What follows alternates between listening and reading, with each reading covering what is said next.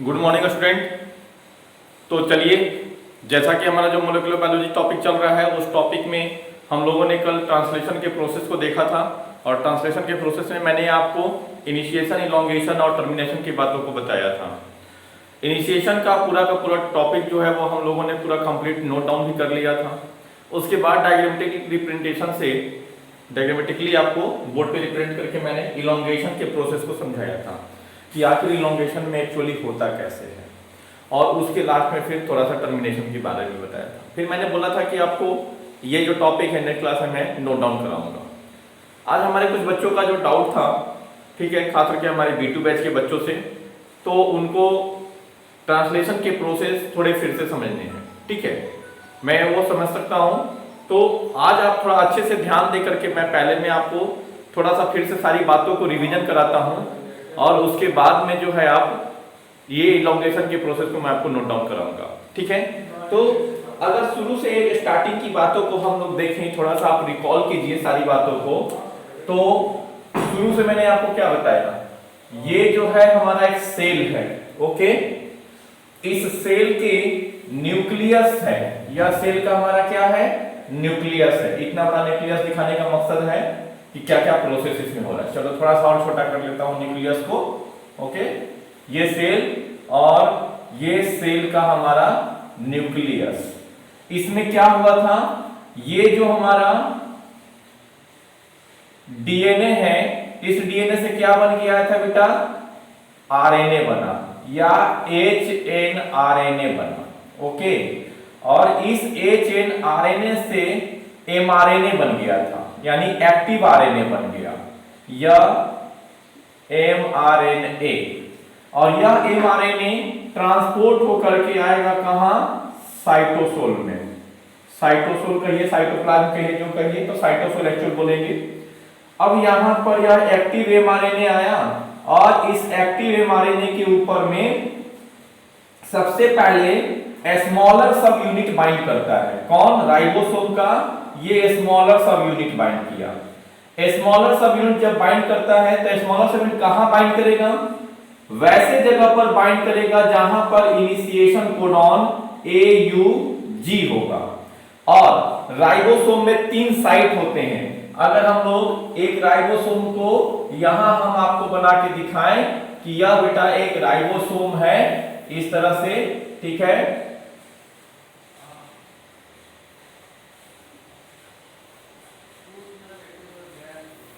थोड़ा सा देखिए, ठीक है, यहां पे करता हूं मैं।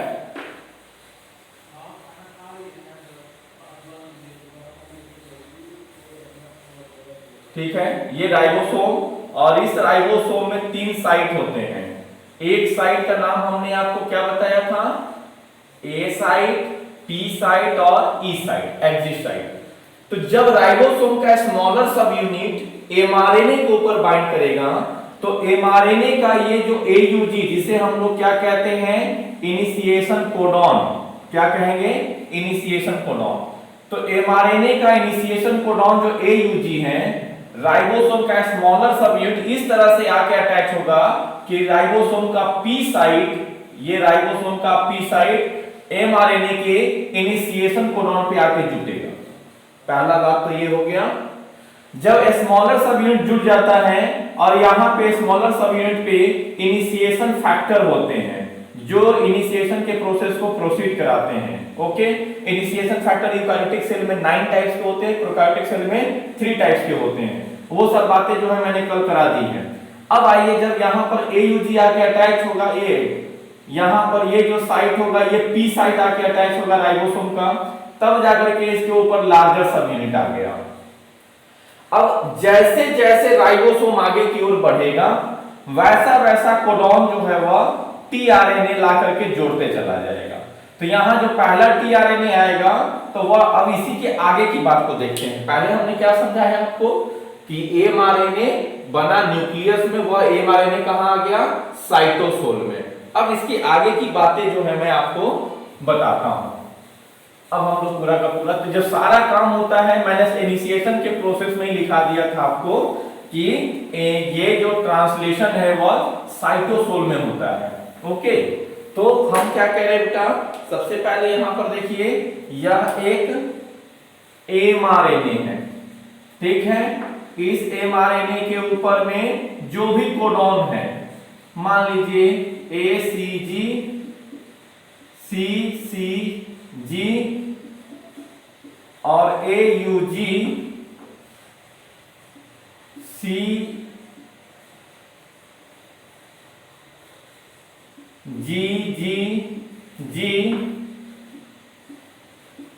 GUC,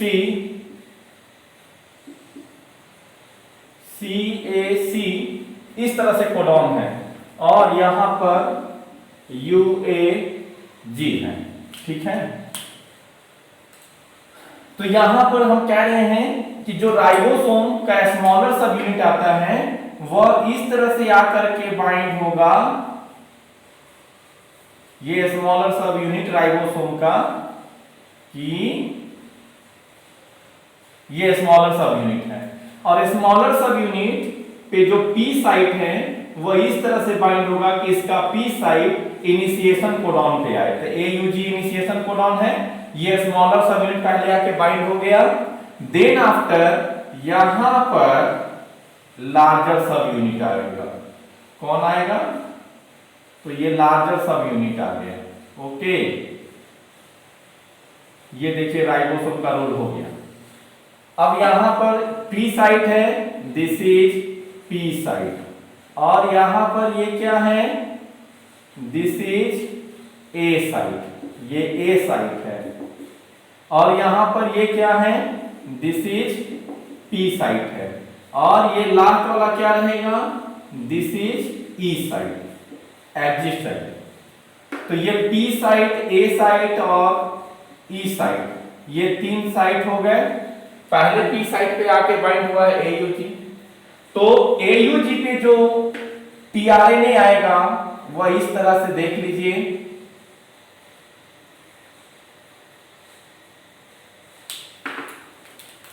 इस कलर से बना देता हूं मैं।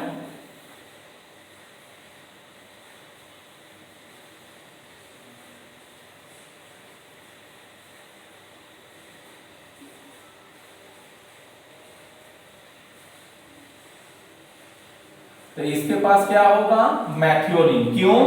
कि जिसके पास जो इनिशिएशन कोडॉन AUG होता है उसका एंटी कोडॉन क्या होगा, इसका एंटी कोडॉन होगा UAC, और जो भी UAC वाला tRNA होता है वह मैथियोनिन को कैरी करता है, तो इसके पास मैथियोनिन होगा। तो यहां पर A साइट तो अभी खाली है, तो जो दूसरा tRNA आएगा यहां से इलोंगेशन का प्रोसेस चालू होगा। ये सारा चीज कहां हुआ, ये पूरा का पूरा प्रोसेस इनिशिएशन का है। तो आप आज क्या करेंगे, जहां तक इनिशिएशन लिखे थे, इनिशिएशन लिखने के बाद में ये डायग्राम इतना तक आपको बनाना है। ये काम इनिशिएशन तक हो गया, ये tRNA है, और tRNA होने के बाद में ये इस तरह से आकर के बाइंड हो गया है, ठीक, और मैथियोनिन को लेकर के आ गया है। अब जो दूसरा tRNA आएगा, तो दूसरा tRNA कहां आएगा, A साइट पे। तो यहां पर जो tRNA आता है वह लेकर के आएगा इस तरह से,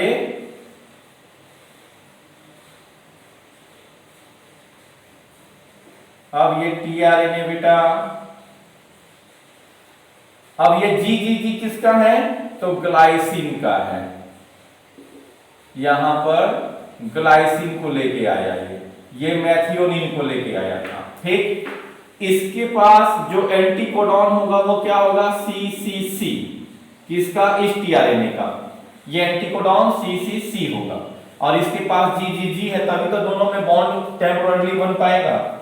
अब A साइट का tRNA और P साइट के tRNA पे जो दो अलग अलग एमिनो एसिड हैं वो आपस में क्या करेंगे, पेप्टाइड बॉन्ड का फॉर्मेशन करेंगे। कैसे भाई, पेप्टाइड बॉन्ड किसके किसके बीच में होता है, तो पेप्टाइड बॉन्ड इसको कहते हैं हम लोग C डबल बॉन्ड O, यहां पर N और H, ये जो होता है यानी CONH को पेप्टाइड बॉन्ड कहते हैं। तो ये पेप्टाइड बॉन्ड कैसे बनता है भाई, तो आप देख सकते हैं यहां पर दूसरा C, इधर R होगा, इधर H होगा, इसके पास NH2 होगा और इसके पास ये C, इधर R, इधर H और इधर COOH।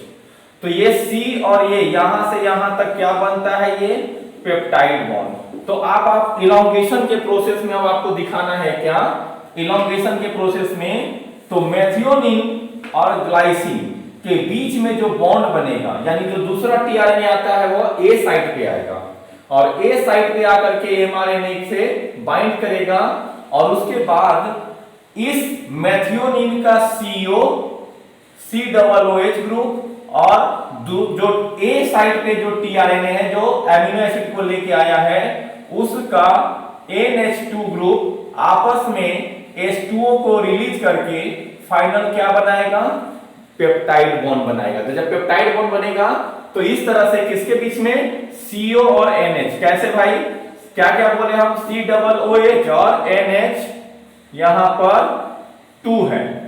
ओके, इस तरह से देख लीजिए, ये NH2, N और H2, तो यहां से क्या रिलीज हो जाएगा, एक H2O रिलीज हो गया।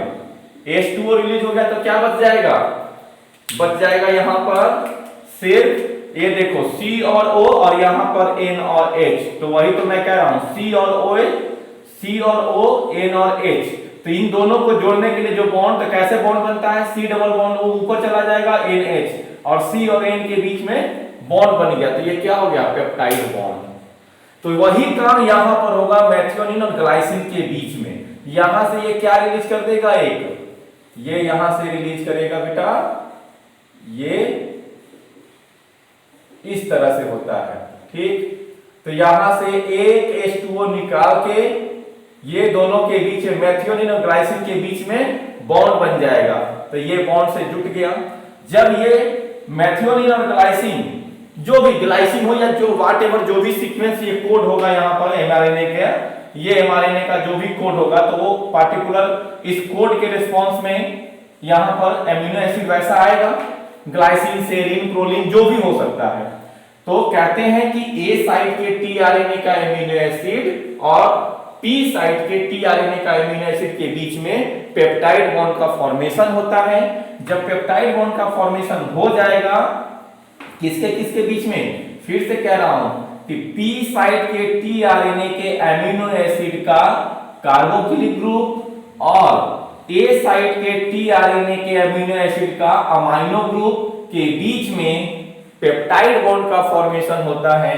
जब पेप्टाइड बॉन्ड का फॉर्मेशन हो जाएगा तब उसके बाद ये टीआरएनए जो पी साइट पे है वो फ्री हो जाएगा, यानी ये बॉन्ड से जुड़ गया ना, ये मेथियोनिन किसके साथ जुड़ गया, ग्लाइसिन के साथ। तब इसको यहां से ये रिलीज कर देगा, अब ये छोड़ देगा। तो ये तो फ्री हो गया ना ये टीआरएनए, क्योंकि ये दोनों के बीच में बॉन्ड बन गया। तो यहां पर ये इसीलिए ए साइट को हम लोग कहते हैं पेप्टिडाइल टीआरएनए, यानी यहां पर ए साइट का मतलब है एक्सेप्टर साइट। ओके, अब ये टीआरएनए फ्री हो गया तो अब ये टीआरएनए कहां आएगा, ये टीआरएनए अब मूव करके आ जाएगा ई साइट पे। जब ई साइट पे, क्योंकि ये धीरे धीरे आगे की ओर ट्रांसलोकेट करता है, एमआरएनए और राइबोसोम ट्रांसलोकेट करता है, उस प्रोसेस को कहते हैं ट्रांसलोकेशन। तो इस तरह से अब दूसरा जो टीआरएनए आना है, तो जब ये थोड़ा आगे बढ़ेगा तो जो ए साइट, पी साइट वाला कहां आया है, ई साइट पे, तो ए साइट वाला कहां आएगा, पी साइट पे। अब फिर से ए साइट खाली हो जाएगा, तो ए साइट खाली होगा तो ये थोड़ा आगे बढ़ेगा तो नेक्स्ट कोडॉन क्या है, GUC है। जिसका भी GUC किसका कौन से एमिनो एसिड का कोड है, तो वो एमिनो एसिड अब दोबारा उस टीआरएनए के साथ ए साइट पे आएगा। तो पहले इनिशिएट यहां पर इलोंगेशन के प्रोसेस में, इनिशिएशन का बता दिए थे क्या है, अब इलोंगेशन के प्रोसेस में यहां पर लिखना चालू करेंगे कि इलोंगेशन में क्या होता है। ठीक है, तो इलोंगेशन में सबसे पहले लिखेंगे एमिनो एसाइल टीआरएनए कॉम्प्लेक्स। ये डायग्राम आपको बनाना है, उसके बाद आपको लिखना है, यहां पर मैं लिखता हूं पॉइंट करके, तो आपको लिखना है amino acyl tRNA complex, amino acyl tRNA complex reaches the A site A site and attach with, किसके साथ अटैच करेगा, and attach with codon of mRNA, codon of mRNA, amino acid tRNA complex attach the A site, attach the reaches the A site and attach with codon of mRNA। आप A site बोल सकते हैं या फिर after the initiation codon, यानी initiation codon AUG के बाद वाला ही होगा। तो ट्रांसलेशन कभी भी स्टार्ट होता है तो जनरली AUG के बाद और रेयरली GUG के बाद। GUG कोड है वैलिन का और AUG कोड है मैथ्योनिन का।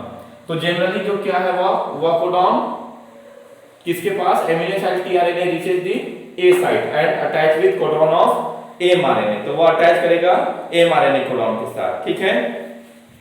अब यहां पर और attach the codon of mRNA। अब इसके लिए GTP required, GTP required for this, इसके लिए क्या जरूरत पड़ेगी, GTP का जरूरत पड़ेगा। ये पॉइंट तो लिख लिए। अब हम क्या बोले, पहले tRNA आ गया कौन से साइट पे, A साइट पे, और P साइट पे तो पहले से आया हुआ है मैथ्योनिन, ठीक है, इसके साथ ये आया हुआ है, ओके। अब दोनों के बीच में बॉन्ड का फॉर्मेशन होना है, किसके किसके बीच में, तो आपको यहां पर दिख रहा है पूरा, ये यहां पर डायग्राम हम आपको दिखाए हुए हैं।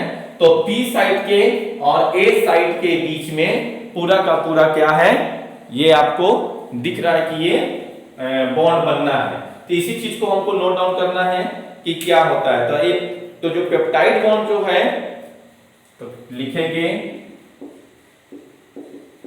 Peptide bond is form,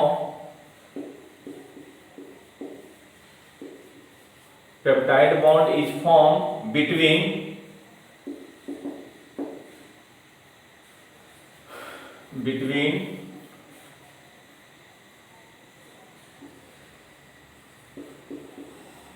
carboxylic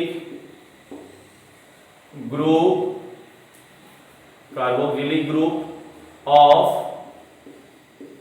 amino acid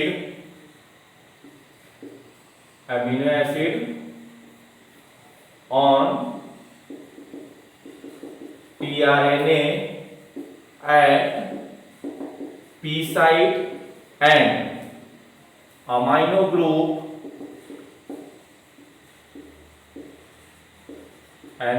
group of amino acid, ये amino acid है on tRNA at P site, यानी जो P site पे जो amino acid है उसका carboxylic group and amino group of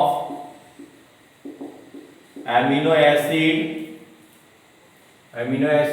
on tRNA at A site, ठीक है। तो पेप्टाइड बॉन्ड, ये सॉरी पेप्टाइड सिर्फ लिख दिया है मैंने, पेप्टाइड बॉन्ड इज फॉर्म, यहां पर बॉन्ड भी लगाना है आपको, मैं एरो दे के ऊपर लिख देता हूं बेटा। तो पेप्टाइड बॉन्ड इज फॉर्म, अगर ना दिखाई दे तो मैं पूरा लिखता हूं, फिर आपको गड़बड़ ना हो जाए, सॉरी थोड़ा सा। ये peptide bond is form, peptide bond is formed between carboxylic group of amino acid on tRNA at P site and amino group of amino acid on tRNA at A site के बीच में क्या होगा, peptide bond का formation होगा, ठीक है। जब peptide bond का फॉर्मेशन हो जाएगा दोनों के बीच में, तो ये रिएक्शन को कैटलाइज कौन करता है, तो यहां पर वही लिखेंगे, the reaction is catalyzed by enzyme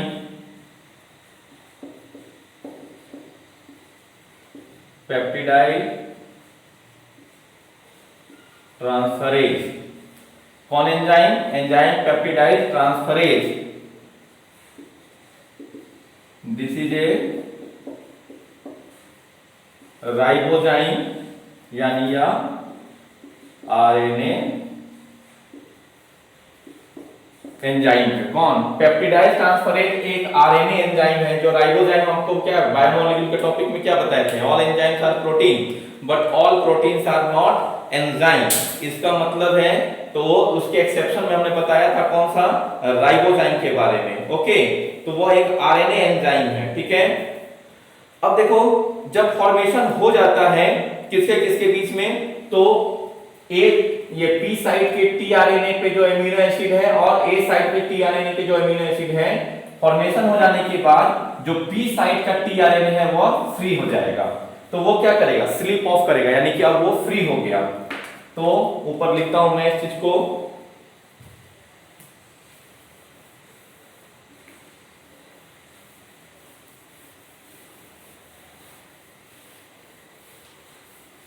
हाँ ये भी आपको दिखा देता हूं। दिस इज पेप्टाइड बॉन्ड, आप इस तरह से बना के दिखा दीजिएगा। ये हुआ NH, यानी ये हो गया पेप्टाइड बॉन्ड। इसी को ब्रैकेट में आप ऐसे दिखा सकते हैं, और NH हो गया, और इधर से इधर, इसके इधर ये रहेगा, इसके इधर ये रहेगा। This is the peptide bond. ठीक है, तो पेप्टाइड बॉन्ड इसका ये, और इधर से ये हो गया पेप्टाइड बॉन्ड। उसके बाद में ये ब्रैकेट में हो गया। उसके बाद में लिखेंगे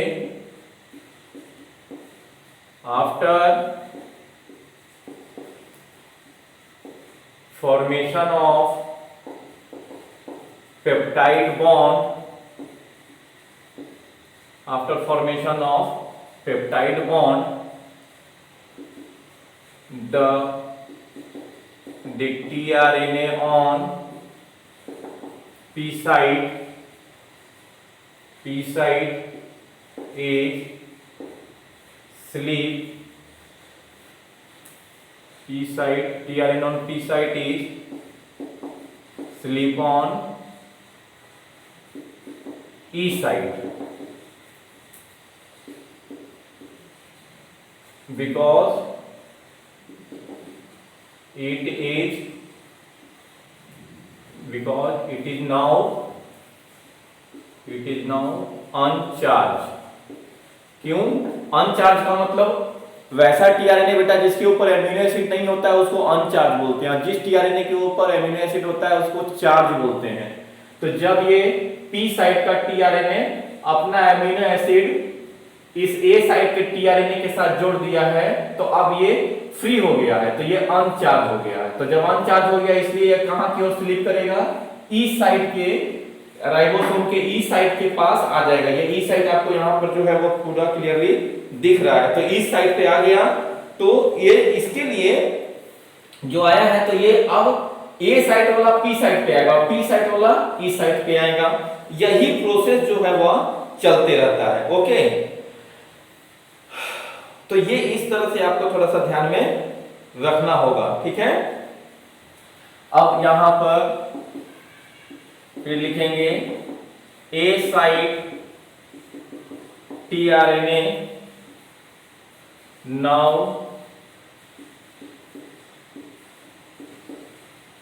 मूव्स ऑन पी साइट। अब जो ए साइट पे जो टीआरएनए था वो कहां मूव करेगा? पी साइड पे आ गया। Ribosome and mRNA move slightly, लिखते हैं ribosome and mRNA moves slightly. मेरी मजबूरी है अभी कि मैं ये डायग्राम को मिटा नहीं सकता हूं। Ribosome and mRNA move slightly. This is called translocation. तो इसी को क्या कहते हैं हम लोग? ट्रांसलोकेशन। ठीक है, या ये जो प्रोसेस है ट्रांसलोकेट, और इस प्रोसेस का नाम हो गया ट्रांसलोकेशन, जो एमआरएनए और राइबोसोम स्लाइटली मूव करता है। ओके, तो ये इस तरह से मूव किया, एंड ये प्रोसेस जो है वह कंटिन्यू रिपीट होता रहेगा। कब तक? जब तक कोई नॉनसेंस या स्टॉप कोडॉन नहीं आ जाए। ये यूएजी क्या है, एक स्टॉप कोडॉन है। तो जहां जैसे ही राइबोसोम उस स्टॉप कोडॉन की तरफ पहुंचेगा तो वहां पर क्या करेगा, तो वह स्टॉप हो जाएगा। और ए साइट जो है वो कैरी करता है पेप्टाइड को, ठीक है। तो कहते हैं ए साइट नहीं, पी साइट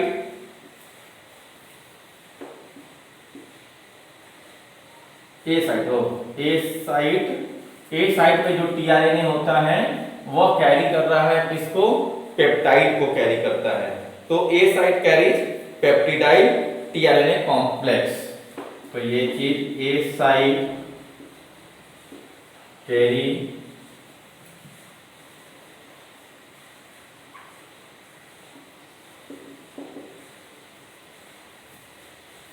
उसको ऊपर लिखता हूं मैं,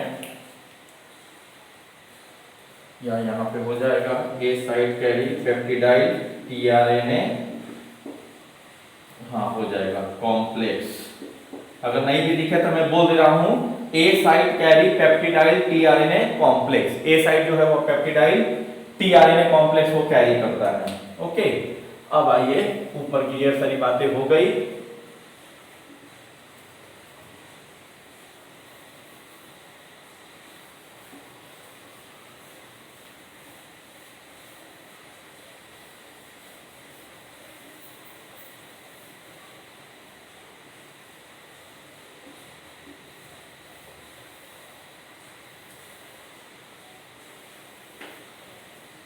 और बेटा आप लोग कोई उम्मीद ना रखना कि सैटरडे को मैं आपको कुछ ये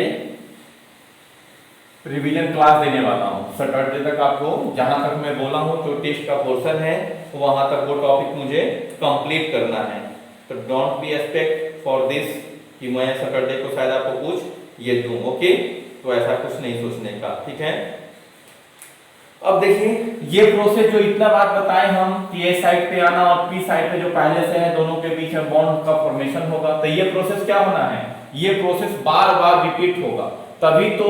अब जैसे ये GUC है, इतना सारा बात लिखने के बाद अब आपको ये डायग्राम बनाना है। डायग्राम में भी मैं ये दिखा देता हूं कैसे और करना है, ठीक है।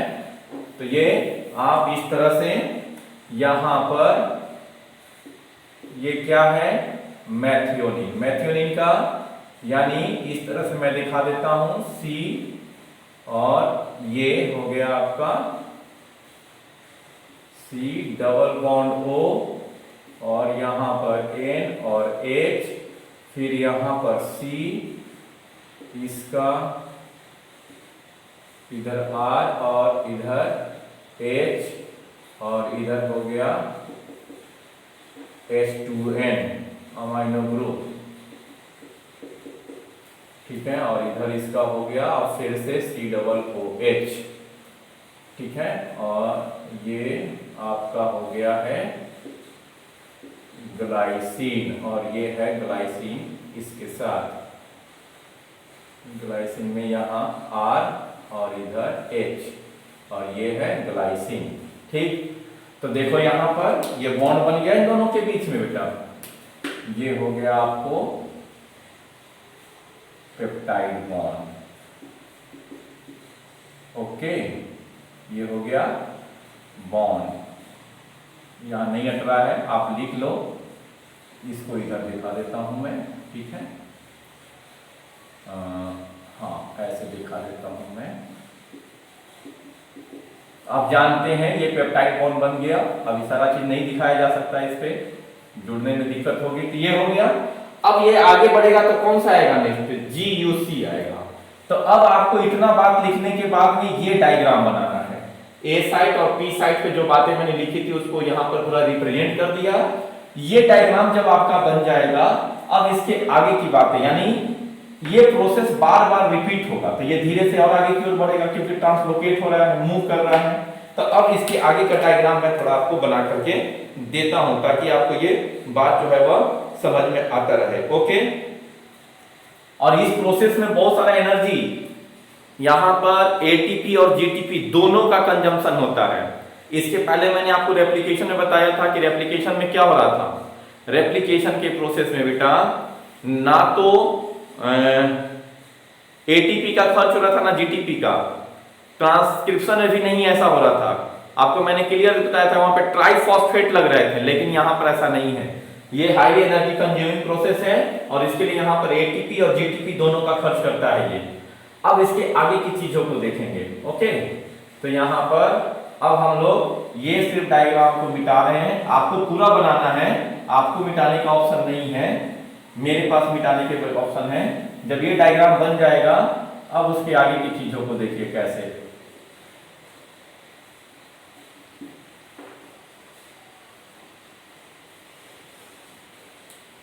तो अब ये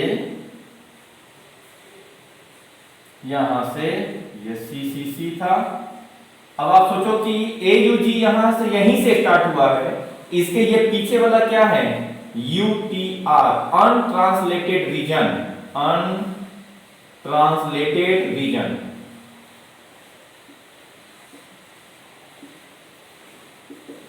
यानी इस रीजन का ट्रांसलेशन नहीं होगा, या UAG के बाद में जो पोर्शन रहेगा उसको भी कहेंगे UTR। जिस रीजन का ट्रांसलेशन नहीं होता यानी जहां से एमिनो एसिड नहीं बनते हैं उसको UTR बोलते हैं। अब यहां से ये चेंज हो गया और चेंज क्या हो जाएगा, चेंज का मतलब यहां पर अब ये फ्री हो गया है, ये tRNA फ्री हुआ है।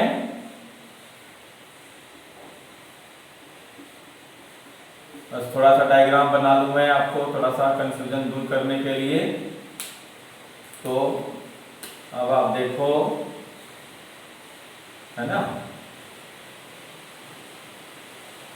अब आप आगे देखो, ये tRNA फ्री हो गया बेटा क्योंकि मैथ्योनिन इसके साथ जुड़ गया है। राइबोसोम थोड़ा आगे बढ़ेगा, अब क्या हो जाएगा, तो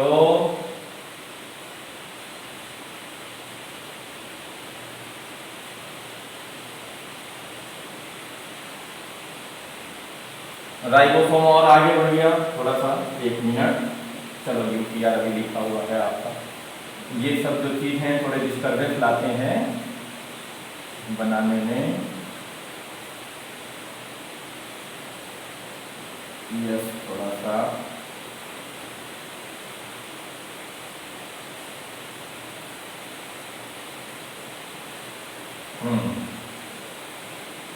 चलिए। अब राइबोसोम आगे की ओर बढ़ा तो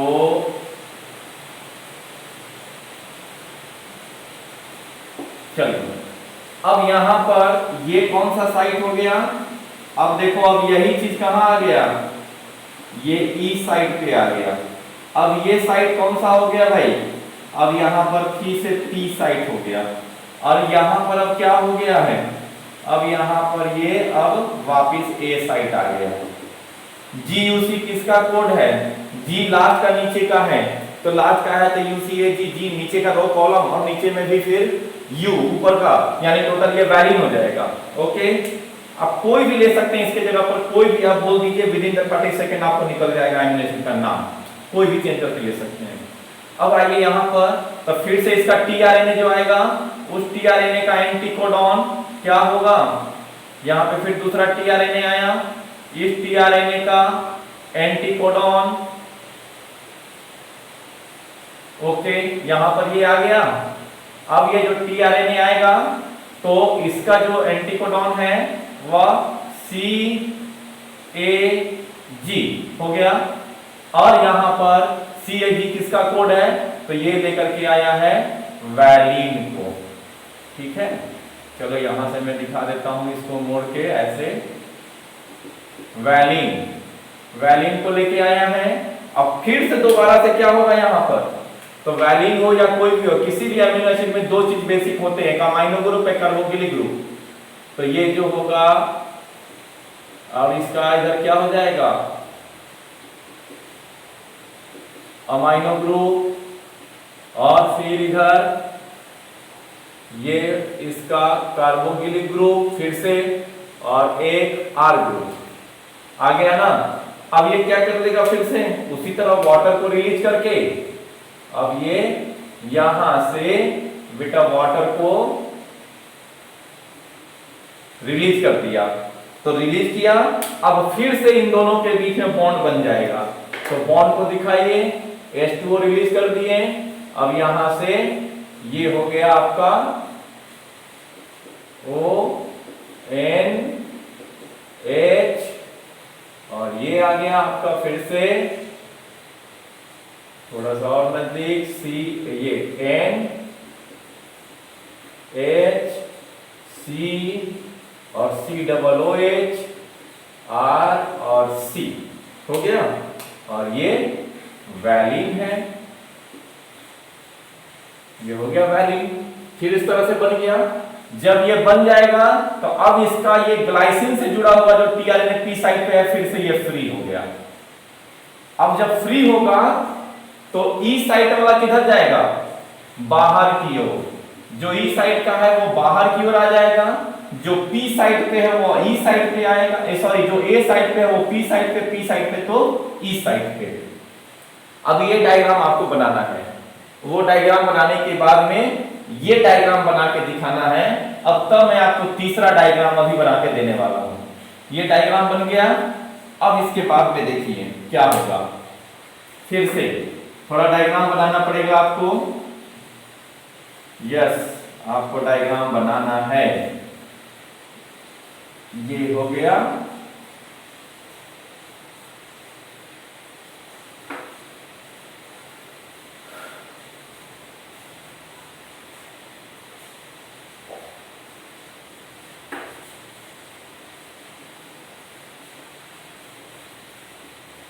चलिए इसके बाद का डायग्राम अब मैं आपको दे रहा हूं।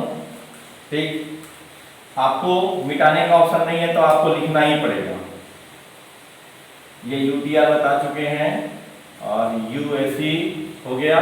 अब ये इधर की ओर बढ़ेगा, तो इधर की ओर बढ़ेगा तो अब आप देखिए, दिखा रहा हूं मैं ऊपर का भी वो चीज।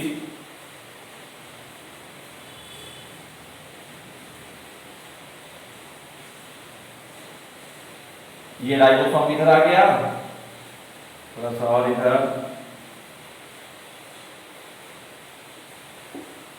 हो गया। अब ये क्या हो जाएगा? ये हो गया, अब फिर से ये हो गया ए साइड। आप सोच रहे होंगे कि सर हम समझ गए, बार बार ये डायग्राम क्यों बनाए? समझ गए, मुझे पता है, लेकिन कल फिर किसी बच्चे का ये इशू आ जाएगा, लेकिन आपको बनाना है। अब ये पी साइड और ये ई साइड, अब ई साइड पे कौन आ गया है? तो ये जो डायग्राम था ये टीआरएनए को अब इधर दिखाएंगे। कौन सा टीआरएनए? तो जिस टीआरएनए का ये चीज होगा, यानी ऐसा टीआरएनए जिसका एंटीकोडॉन क्या है? यूएसी था।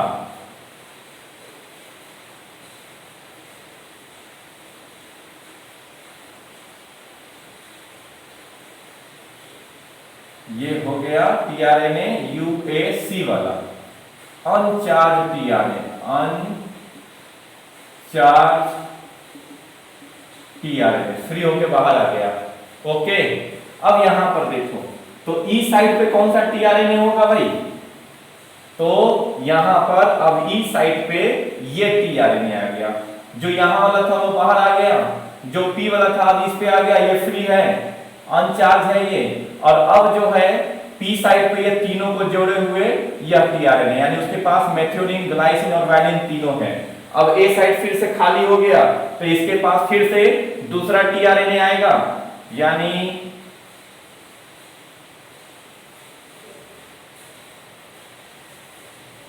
अब जो टीआरएनए आएगा, जो भी एमिनो एसिड होगा वह ला करके इसके साथ जोड़ेगा। ये प्रोसेस कंटिन्यू इस तरह से चलते रहता है। इसी को कहते हैं हम लोग elongation. That process is known as elongation. यही प्रोसेस क्या कहलाएगा? तो ये प्रोसेस बेटा कहलाएगा elongation. The repetition of this process the peptide chain elongate. क्या कहेंगे? Repetition of this process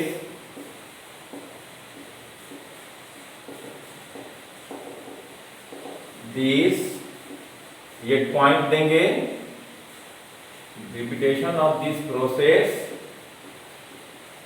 elongate peptide chain. अब ये पेप्टाइड चेन बना, पेप्टाइड चेन बनते चला जा रहा है।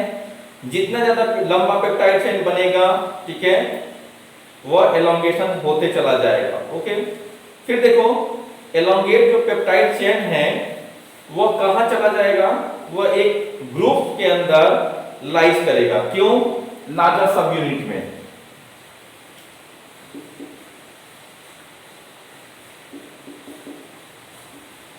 elongated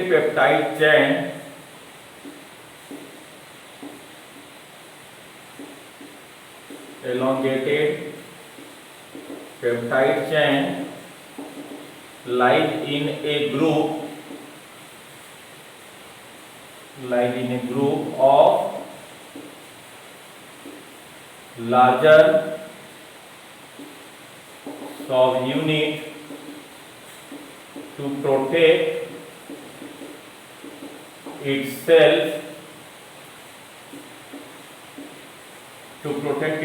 from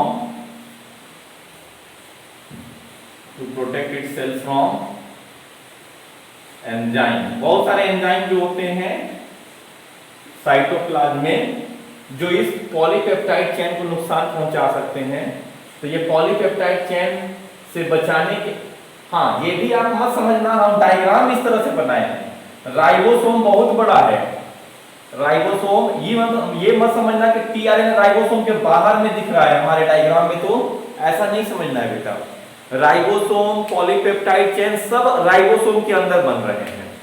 इतना बड़ा डायग्राम हम नहीं बना सकते हैं, लेकिन इसीलिए आपको यहाँ पर ये सेंटेंस लिखा है, elongated peptide chain like in A group of larger सब यूनिट, यानी राइबोसोम के लार्जर सब यूनिट में वह रहता है। ठीक है, सब यूनिट। और किस लिए? क्योंकि अपने आप को बचाने के लिए। किससे? तो साइटोप्लाज्म में या साइटोसोल में जो वेरियस एंजाइम है उससे अपने आप को बचाने के लिए ये अपने आप को अंदर में एक राइबोसोम के ग्रुप्स के अंदर में ये प्रोटेक्ट करने के लिए रहता है। ओके, तो आप इस तरह से आपका ये चीज ये ना समझे कि ये सारा चीज जो है राइबोसोम के बाहर में हो रहा है। राइबोसोम बाहर में नहीं है, ये सारा काम राइबोसोम के अंदर में ही हो रहा है। तो ये चीज आप कंफ्यूज ना करें, ठीक है। साथ ही साथ इसके लिए ये जो प्रोसेस हो रहा है इलोंगेशन का, इसके लिए अभी हम बताया था कि हाईली एनर्जी कंज्यूमिंग प्रोसेस है। ठीक है, तो यहाँ पर एंजाइम के लिए ये हो गया, आप लिखते हैं हम लोग फ्रॉम एंजाइम या सेलुलर एंजाइम, जो सेल के एंजाइम है। आप कंफ्यूज करेंगे कौन सा एंजाइम, अब फिर लिखेंगे this is energy consuming process, energy consuming process 1 ATP and 2 GTP are used। तो इसके लिए 1 ATP और 2 GTP के जो पार्ट है वह यूज होते हैं। ओके, अब यहां तक की बातें हो गई बेटा। अब आइए, अब धीरे धीरे बढ़ते बढ़ते अब हेडिंग देंगे हम लोग टर्मिनेशन का। ठीक है, तो पहले अब आप now your heading is elongation के बाद में अब हेडिंग देंगे टर्मिनेशन। ये डायग्राम का झंझट ही खत्म करता हूं। अब इसको लेकर के आइए टर्मिनेशन कोडॉन पे। तो जो हमारा राइबोसोम जब एमआरएनए के टर्मिनेशन या नॉनसेंस कोडॉन, 3 नॉनसेंस कोडॉन है या 3 स्टॉप कोडॉन, उसी को नॉनसेंस कोडॉन कहते हैं या टर्मिनेशन कोडॉन कहते हैं। ठीक है बेटा, तो जब ये हमारा राइबोसोम एमआरएनए के टर्मिनेशन कोडॉन पे आएगा तो इस कोडॉन को रिकॉग्नाइज करने के लिए कोई टीआरएनए नहीं होता है। तो जब टीआरएनए आएगा ही नहीं तो फॉर्मेशन होगा नहीं, पेप्टाइड बॉन्ड आगे नहीं बन पाएगा, तो सारे के सारे चीज जो है वह टर्मिनेट कर जाएंगे। अब आगे यहाँ पे आके दिखाइए, जैसे ही यूएजी तक पहुंचेगा यह, पहले डायग्राम बनाएंगे उसके बाद लिखने का काम करेंगे टर्मिनेशन में। पहले डायग्राम तब लिखने का काम करेंगे हम लोग टर्मिनेशन में। ओके, तो चलिए यहां पर आ गया, तो ये क्या हुआ,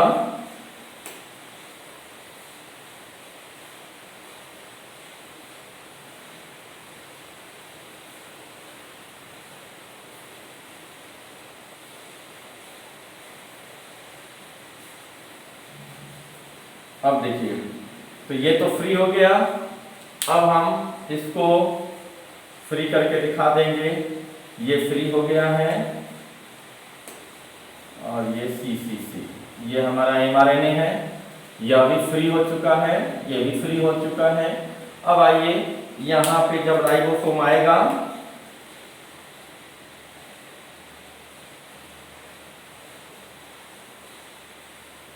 ये आ गया। अब ये हमारा है ए साइड कहाँ पहुंचा है, स्टॉप कोडॉन पे। ये हो गया पी साइड और ये हो गया बेटा ई साइड। ठीक है, अब ये फ्री हो चुका है और यहाँ पर जो भी अमीनो एसिड है उसके साथ ये अटैच हो चुका है, इसका CO और इसका NH ग्रुप। ठीक है, और ये हो गया C, इधर R इधर H, COOH, और ये जुड़ गया है यहाँ पर। अब ये क्या हो गया, ये फ्री हम दिखा दिए इसको, ये कंटिन्यू इस तरह से बनते आ गया है। ए साइड जो फ्री है, अब यहां पर कोई, तो यहां पर नो tRNA, कोई tRNA इसके लिए नहीं है, क्योंकि ये क्या है, यह स्टॉप कोडॉन है, या इसी को नॉनसेंस कोडॉन कहते हैं। तो इसके लिए कोई tRNA नहीं आएगा।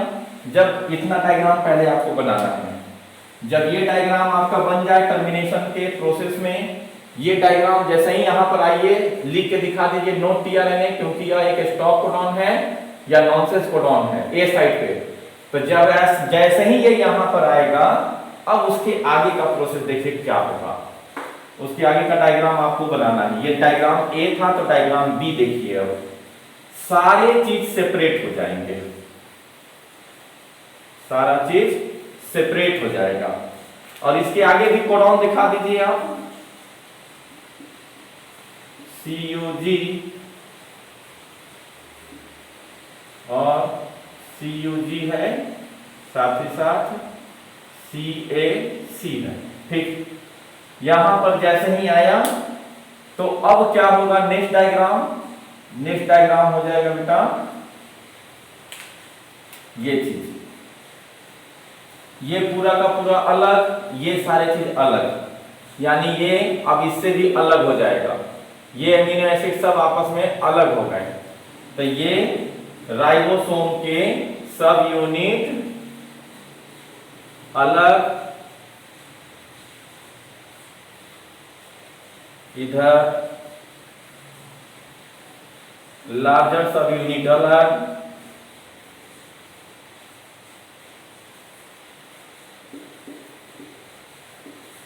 स्मॉलर सब यूनिट, ये हो गया लार्जर सब यूनिट, ये अलग, सारा चीज अलग अलग, ये tRNA सब अलग, और ये समझ लो methionine plus glycine plus valine, फिर आपका ये कौन सा है, CAC, UC, C second number का है, सेकंड रो का। ठीक है, और उसके बाद UCA थर्ड वाले में, तो पहले में क्या था, टाइरो, ये फर्स्ट वाले में Fl2IMB sp(TA), ठीक है, और थर्ड वाले में क्या था, टाइरो का मतलब टायरोसिन, और थर्ड में ये क्या है, सेकंड कॉलम का ये UCAG है, और UC सेकंड वाले में है।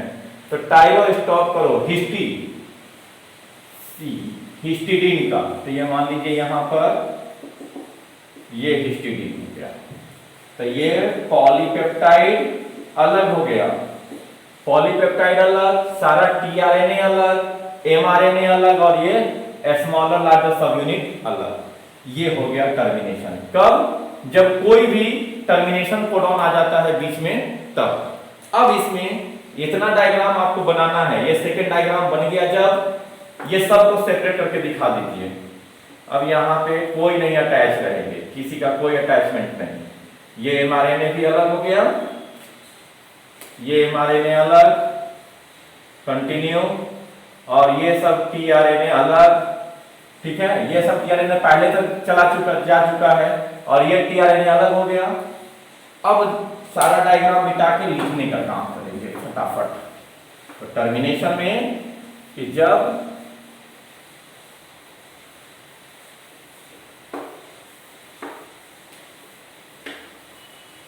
एकदम आपको स्टेप्स बाय स्टेप्स मैंने एक एक चीज करके समझाया है। अगर फिर भी समझ में नहीं आ रहा है तो आप वीडियो को दोबारा देखने की कोशिश कीजिए, और फिर भी नहीं समझ में आए तो आप डायरेक्ट कॉल कीजिए, मैं आपको कॉल पे आपको स्टेप्स बाय स्टेप समझाने का काम कर सकता हूं। Okay,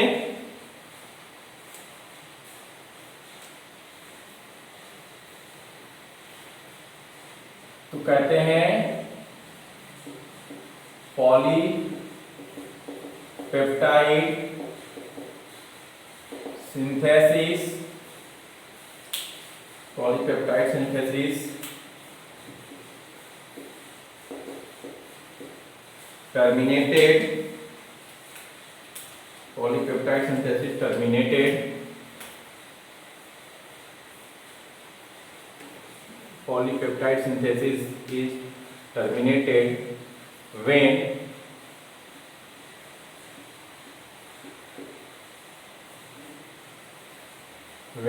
elongation process reaches at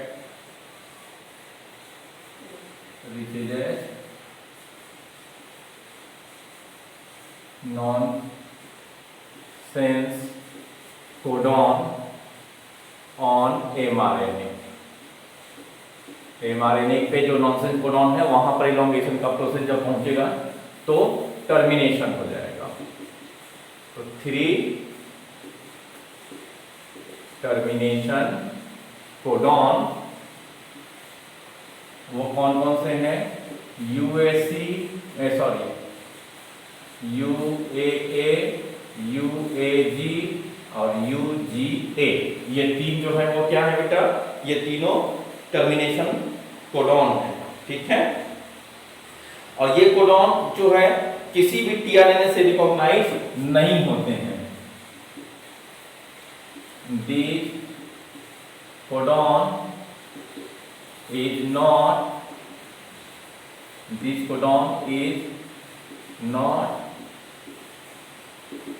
recognized by any tRNA।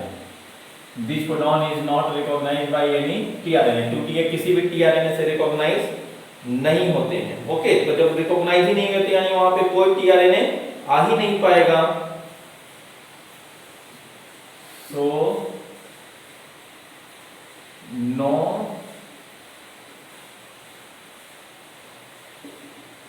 Amino acyl tRNA reaches at a site and finally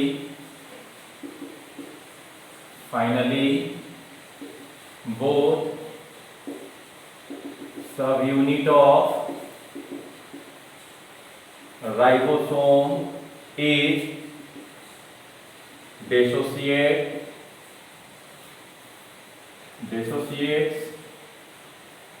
and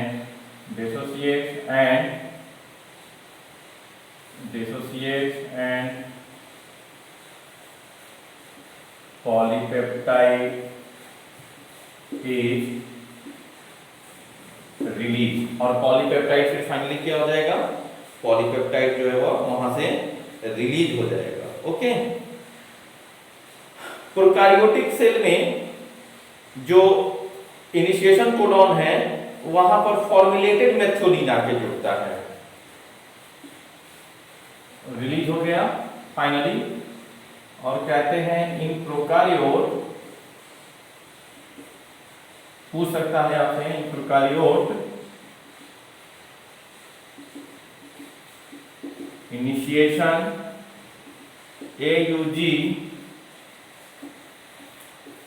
AUG at an formyl methionine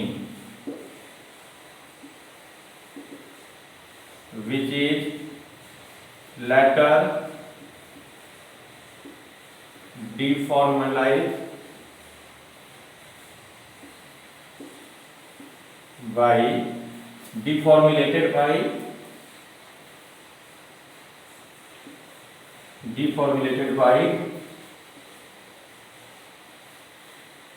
enzyme deformylase और removed by, तो prokaryotic cell में जो AUG इनिशिएशन कोडॉन है वहां पर plane methionine नहीं आता है, वहां पर फॉर्मुलेटेड यानी एन फॉर्माइल मेथियोनिन आता है, जो कि बाद में जब प्रोटीन बन गया, जब टर्मिनेशन होता है तो उसके बाद में जो फॉर्मुलेटेड चीज है वह क्या होगा, या तो उसको डीफॉर्माइल कर दिया जाएगा या फिर उस फॉर्मुलेटेड मेथियोनिन को रिमूव कर दिया जाएगा। तो रिमूव करने का काम जो है वह एंजाइम पेप्टिडाइज से होता है या एमिनो पेप्टिडेज से, बाय एमिनो पेप्टिडेज से। तो ये फाइनल टर्मिनेशन का प्रोसेस हो गया। अब कहते हैं कि जो प्रोटीन बना है, तो प्रोटीन तो बन गया है भाई, तो बना हुआ प्रोटीन, अब प्रोटीन बनने के बाद उसमें कुछ मॉडिफिकेशन होगा, जो लास्ट वाला प्रोसेस है। अब हेडिंग देंगे टर्मिनेशन के बाद में मॉडिफिकेशन।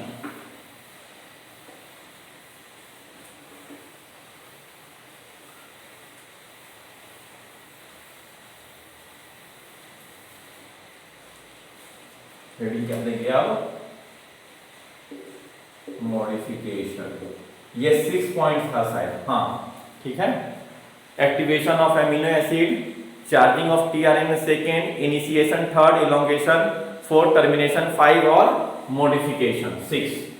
मॉडिफिकेशन में तो कहते हैं newly synthesized polypeptide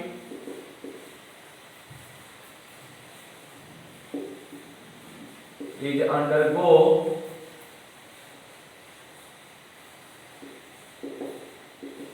modification for their structure, क्योंकि जब बना है तो वो प्राइमरी स्ट्रक्चर है और प्राइमरी स्ट्रक्चर स्टेबल नहीं होता है प्रोटीन का, ठीक है। तो अपने स्ट्रक्चर के लिए क्या करेगा, मॉडिफिकेशन।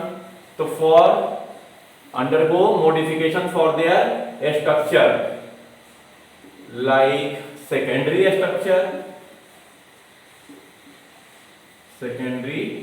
structure और या फिर attach with other protein और attach with other protein to form beta plated sheet,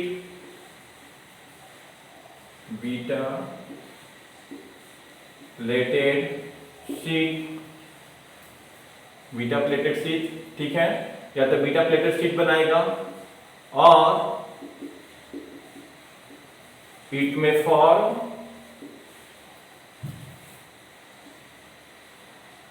tertiary और क्वाटर्नरी स्ट्रक्चर, और इट में फॉर्म टर्शियरी और क्वाटर्नरी स्ट्रक्चर। और इसी प्रोसेस को क्या कहते हैं हम लोग, दिस इज कॉल्ड, इसी चीज को क्या कहते हैं, दिस इज कॉल्ड मॉडिफिकेशन। इसी चीज को कहते हैं हम लोग मॉडिफिकेशन। तो ये यहां तक की आज बात हो गई हमारी टर्मिनेशन, ये ट्रांसलेशन का प्रोसेस भी पूरा हो गया। अब नेक्स्ट क्लास में हम लोगों को देखना है क्या, नेक्स्ट क्लास में हम लोग देखेंगे लैक ऑपेरॉन, ठीक है। नेक्स्ट क्लास यानी कि लैक ऑपेरॉन यानी ऑपेरॉन मॉडल क्या होता है उसके बारे में पूरा देखेंगे। ओके, तो चलिए आप इसी का रिवीजन कीजिए। Thank you.